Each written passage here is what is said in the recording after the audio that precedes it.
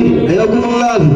látúnkẹ́sìrì ṣàkáyà عند نزول البلايا تعلم من خير البرايا ودع كاشف الرزايا لا تكثر الشكايا عند نزول البلايا تعلم من خير البرايا ودعوا كاشف الرزايا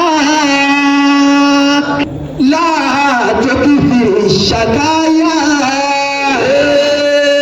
عند النزول البلايا تعلموا من خير البرايا ودعوا كاشف الرزايا لا تكثر الشكايا عند نزول البلايا تعلم من خير البرايا ودع كاشف الرزايا لا تكثر الشكايا عند النزول البلايا تعلموا من خير البرايا ودعوا كاشف الرزايا.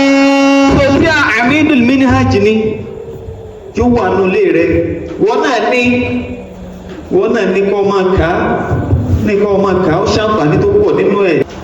لا تكثر الشكايا لا تكثر الشكايا عند النزول البلايا تعلموا من خير البرايا ودعوا كاشف الرزايا.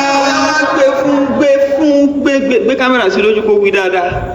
لا تكثر الشكايا عند النزول البلايا تعلموا من خير البرايا ودعوا كاشف الرزايا.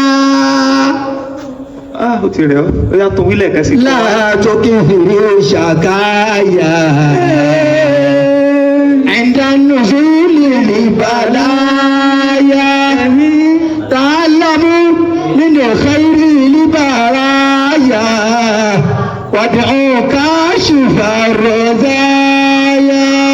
kò tíra náà nìyẹn yóò wà lórí rẹ̀ o náà wá yóò fún wa ní àbáríkà.